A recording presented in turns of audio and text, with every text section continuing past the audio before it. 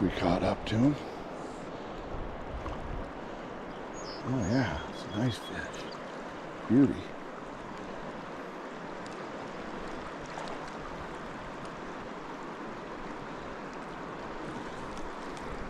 Wow.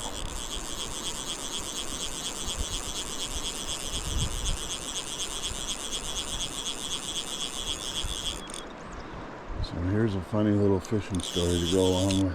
Uh-oh. I got past the end of my leader again. Not used to the longer leaders for this time of year. So I'm standing in the middle of the river, not real far from my truck, but a tough enough way to get here. And I took a couple of ladies down the river 2 days ago in my drift boat, so I had my floatant and my fly dryer and all that good stuff loaded up in my boat. And when I switched back over to wade fishing today, that stuff managed to stay in the boat. And so I'm back to old school. I am blowing on the fly to get the obvious water off of it, and then I am applying gink, which I carry only to dress my old cracked fly line and my leader occasionally. But this fish makes my day, because of course I had that disappointment when I went to dry the fly the first time, and I was like, oh my god, you gotta be kidding me. Because I am just in single dry mode right now. He's right here, but he's big enough that I don't know that he knows that he has the ability to run some. So we'll see if he just wants to succumb. He got his head up.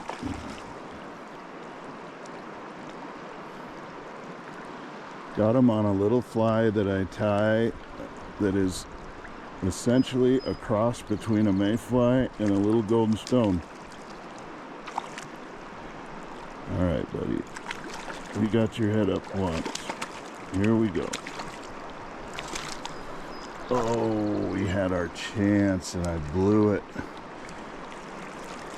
There we go. That's a beautiful cutthroat. Look at that. Look at that. Oh man. That fish absolutely makes my day. Let's see where our fly is. Oh, no wonder. That was hooked deep, bud.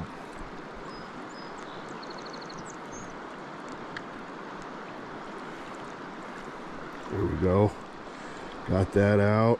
Look at that beauty. It's got to be a good 15, 16 incher. Sweet. It does feel like the old days, because it's a bitch to dry off your fly and just apply the petroleum-based stuff when you don't have a fly dryer. Perfect. Oh, I hooked another little guy, but I think I'm onto something here. Those of you who have seen my little videos know that I consider myself to be a mad scientist and always thinking up that next idea. This one, where I'm trying to kind of be a crossover fly, so in that sense it's an attractor pattern. Oh, and the hook is out. Perfect.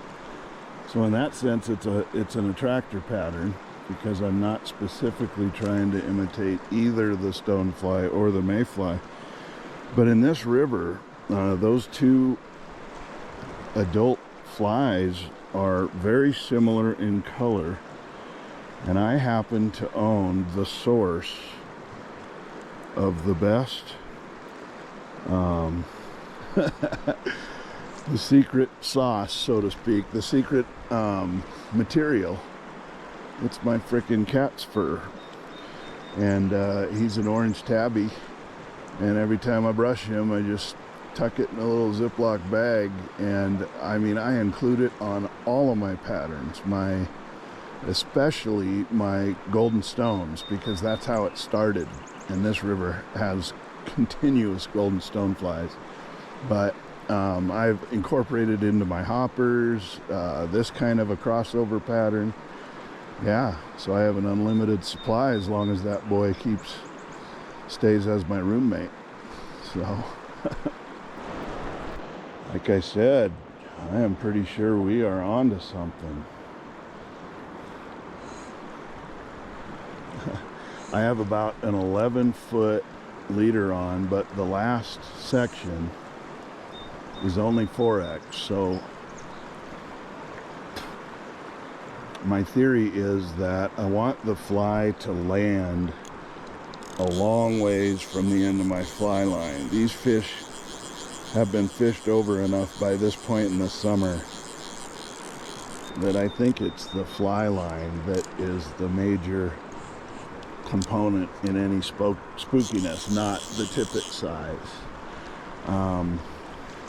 But this fish is a great excuse me, great example of the fact that I made a cast I liked, a really nice long cast, and the fly landed so far away from the end of the fly line that there was just virtually no chance that he would have been spooked by the fly line itself.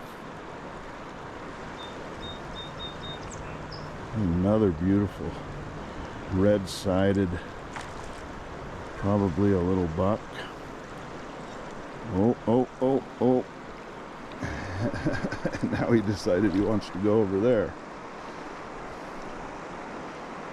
But yeah, being out here in the middle of the river and being mindful of not wanting to reel my knot past the rod tip, it's good and challenging to land these fish that have any size to them.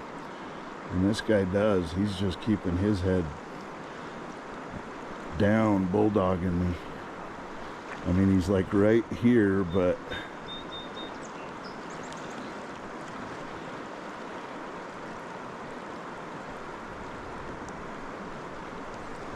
wow, his head, he just does not want to let me get his head up.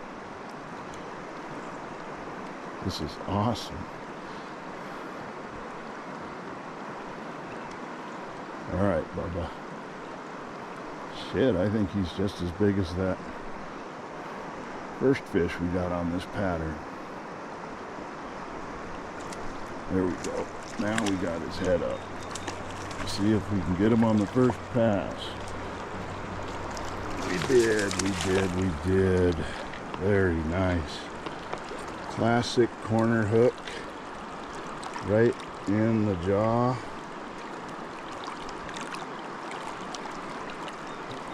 These cutthroat, man, they have a tendency to get hooked in the craziest place. It's just in the oh, I see.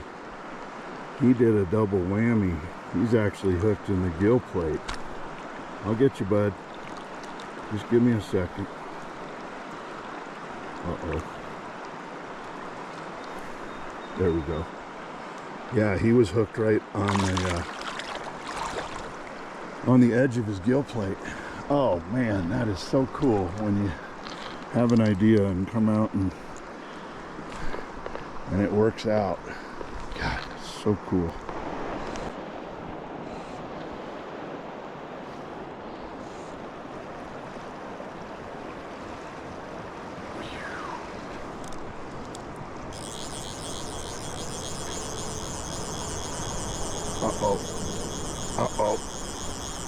Uh-oh. How in the world is that fish still on? Oh my gosh.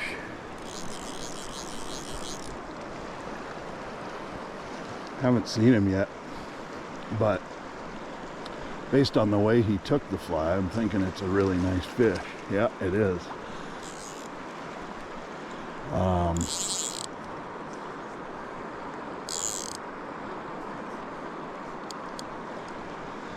What I mean by that is that alls I saw was just the tiniest little splash, a little bit of water kind of roll over And what I've learned is that is usually either, in fact, a small fish or a very big fish that's wise enough to know that he doesn't need to come all the way out of the water to go after a dry, especially a super small one like this. Man, this is so cool. A little bit unexpected today just because of the happenings with my gear and not have, oh, this is the biggest fish of the day. Not having my normal dryer and my normal potion. Oh my gosh, this is a great cutthroat. I will be spending time at the vise again. Oh yeah. This is a beauty. He's coming in a little funny. He's got more size than either of those two really nice fish we already caught, but holy smokes. That is a beauty. That is the fish of the year thus far. Look at that fatty. Holy cow. Oh my gosh, I feel like I hit pay dirt. Let's get some good looks at this fella. I might even try the underwater release thing. He is acting a little funny.